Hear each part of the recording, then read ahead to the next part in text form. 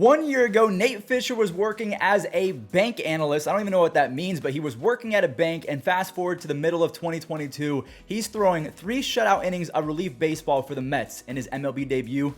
Tip of the cap to Nate Fisher. What's up, everyone? It's Fuzzy. Welcome back to yet another MLB recap. We have a lot to talk about today. Joey Gallo, my friend, is back to being himself. I really feel like the beard is, in fact, his superpower. The Cardinals look unbeatable right now, and the Rays faced off against the Yankees, and things got a little heated. And by a little heated, I mean people wanted to fight each other. Remember, everyone, if you're going to any baseball games or concerts anytime soon, use code Fuzzy on SeatGeek to save yourself some money. And also, I will be going to the Guardians and Padres game on Tuesday and Wednesday. So if you're in San Diego, you'll see me there. The Marlins and the Dodgers started off with my friend Joey Gallo throwing one from another continent. That was one of the best throws of the year. And again, the beard is magical, folks. Will Smith made it 1-0, and Joey Gallo got on a triple off of the Cy Young frontrunner, Mr. Sandy Alcantara. Cody Bellinger brought out the boomstick for his 17th home run, and look at Joey again, showing that he is in fact good at the game of baseball. It's crazy what confidence can do to a person. Anyways, Max Muncy hit a home run as the Dodgers spanked Miami 10-3. The Dodgers are now 84-36. I'll do the math for you. They are 48 games over 500. Matt Olson has been a monster all year for the Braves. That was such a good move. I know they lost Freddie Freeman, but 26 home runs and 83 RBIs, they'll take that from Matt Olson, especially at a discounted price. Marcell Ozuna, he was back in there after being arrested, and here's what happened. 2 outs, and Robbie Grossman's coming up. Even Braves fans don't want him in the lineup. Anyways, a big problem for the Braves, Yordan Alvarez was back in the lineup, and his presence alone made the difference. That's a 2-run single to tie it up, and both Charlie Morton as well as Jose Urquidy, they locked it down after allowing a few early runs. Morton had another double-digit strikeout performance, and Urquidy struck out 6 over 7. Kyle Tucker, his RBI base hit started a rally as Jeremy Pena had an RBI sac fly, and Gurriel's single pushed it to 5-2. Presley wasn't his best self. He did allow 2 runs, but he locked down his 25th save of the year. Before we move on to the Mets and the Phillies, I really want to talk about Vaughn Grissom, another rookie for the Braves. In just 43 at-bats, he has already accrued a 1.1 WAR after hitting nearly 400 with 6 extra base hits and 9 RBIs. The Braves, they've done it again. Alek teed off for a 3-run home run, but the Mets, they answered right back by scoring 3 runs in the 2nd and the 3rd inning. Starling Marte tied it up at 4 runs apiece in the 4th. But Alek or Alek Bomb, whatever you want to call him today, had another bomb. He had 6 RBIs on 2 swings. He's now hitting 288, and he's officially in the double-digit home run club. That is 10 home runs on the season. The only thing is, Mark Canha also had a multi-home run day. He just bought himself free dinner for life if he's living in New York. That is a 3-run tater to tie it, and then his moonshot in the 9th was one of the biggest moments of the season. What a bat flip, by the way. I mean, he did not care about hurting anyone's feeling on that one. Brandon Nimmo homered, and Diaz, he saved it even though he gave up a run. So the Mets are still in first place, and the Braves are way out in front of the first place wildcard spot, but the Phillies are now just 1.5 games ahead of the Brewers for the final spot. Now, because we just brought them up, let's go ahead and jump into the Milwaukee game. Justin Steele of the Cubs might have had his best start ever. He had 9 strikeouts and 6 shutout innings. He also only allowed 3 base runners. The only thing is, the Cubs bullpen completely folded. Tellez goes 445 feet. Keston here, he tied it at 2 runs after Brandon Woodruff limited the Cubs to 2 runs over the next few innings. Willy Adames did his job for a go-ahead sac fly in the 8th, and Keston, he got greedy. He's such a weird player because he has an insane 138 OPS plus with 12 home runs, but he only has 2 doubles. So strange. I don't know how you actually do that as a professional baseball player playing 60-plus games. Regardless, Taylor Rogers, the former Padre, was great in this one. He struck out 1 and grabbed his 29th save of the year. Now, staying with the Padres, let's see if they could pick up back-to-back W's. Speaking of back-to-back, Josh Bell has a home run in back-to-back games. Both have been absolutely clutch home runs, although because the Padres haven't been scoring, anyone that scored 1 run would have been clutch. Sean Manoah took advantage of a not-so-great Nationals lineup. He tossed 7 solid innings against Patrick Corbin, who's probably the worst pitcher in baseball. Sean Manaea had 4 punch-outs, and Nick Martinez was in there for Josh Hader. He grabbed his 5th save, so the Padres leapfrogged the Phillies for the 2nd place spot in the wild card. And remember, guys, because of the expanded playoffs, 3 different teams can make the playoffs via the wild card. Now, with 40-ish games remaining, this wasn't necessarily a must-win for the San Francisco Giants, but being 7.5 games back is not great. So this game kind of felt like like a mid-off. Brandon Crawford and Austin Wynns, along with Evan Longoria, they came in clutch, and that was a huge home run for Evan Longoria, not just for the game itself, but also he is continuing to add to his Hall of Fame resume, or potential Hall of Fame resume. Now we find ourselves in the 8th, where Randall Grichuk hit one of the longest home runs of the year, 462 feet. That no-doubter tied it up at 6-6. So we need extras. They both traded 2 runs in the 10th, so we head to the 11th, where a sac fly from Wilmer Flores,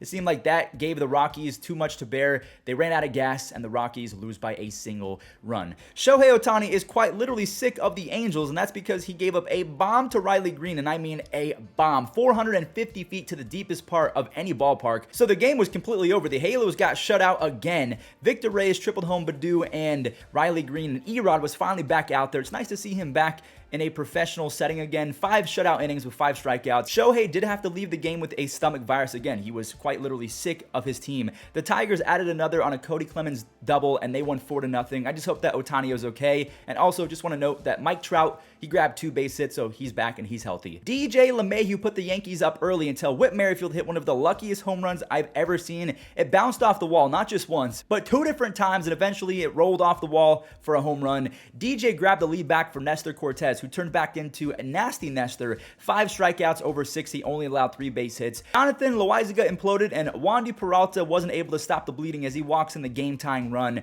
New York, they're going to need someone to step up, and thankfully it was Andrew Benintendi, because I like Benny, so this was a cool moment. He absolutely tattooed that baseball. Louis Trevino, he was great in relief. He ended up throwing nearly 3 innings of shutout relief baseball to secure the victory. Now, after the game, Alek Manoah, he was asked about the moment in which he accidentally hit Aaron Judge, so here's Alek Manoah, and here's Gerrit Cole.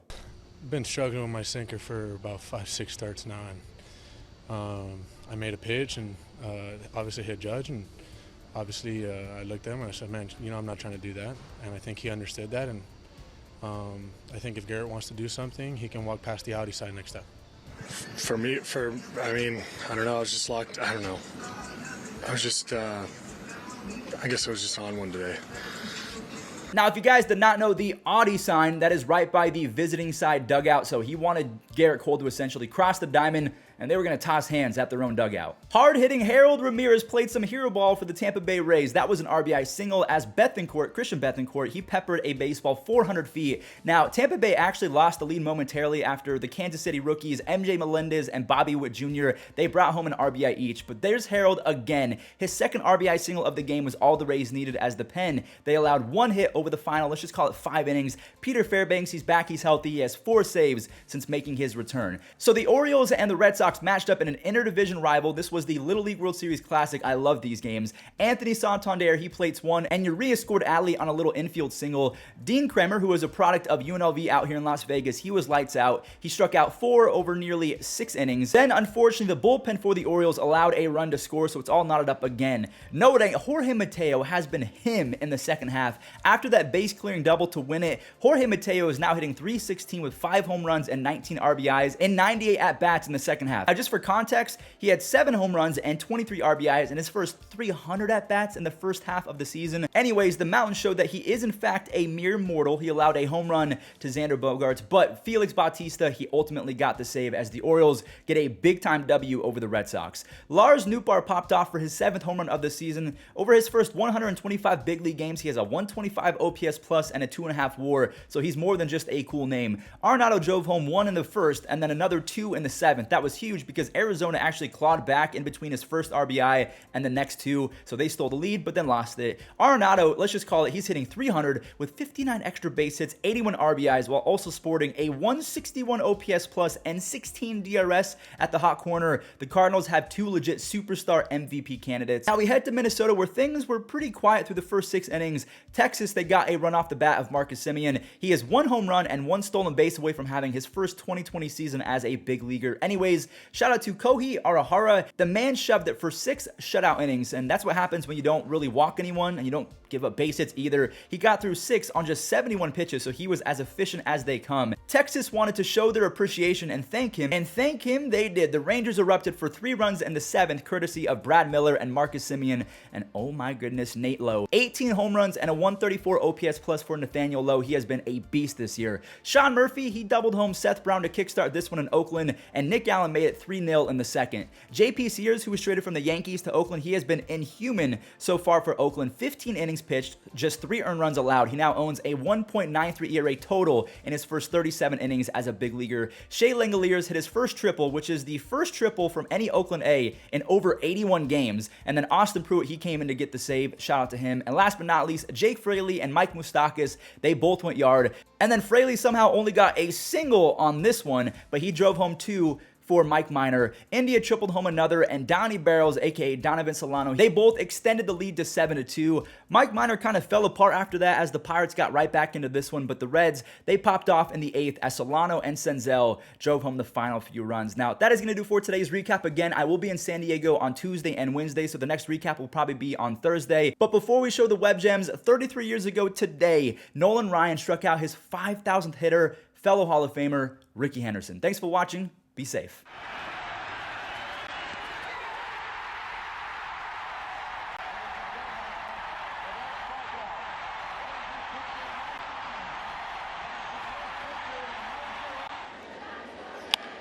Grounded in the hole, backhanded by Cabrera. The jump throw to first. Got him! Oh, what a play by the rookie! Diamond, the one thing Cabrera is going to learn very quickly, just get it over there to Anthony Rizzo and he'll finish it off. Skied out to shallow left, and did he make the catch? Because you forget where you are and how much room you have because you're aware. Pham, rocket. Oh my God! What a scoop by Mountcastle. 1. And then it was a tough hop off the bat. Softly to center. Green's got to hurry. He will dive and make the catch! He's homered to lead off the game and now steals a run. And the inning away from the Angels. Last inning for Crawford. And this ball to center field, pretty well hit. Bernard going back, and he leaps and makes a catch. And then gets staggered for a moment at the wall. Well, we haven't had a Whit Bernard moment yet today. Now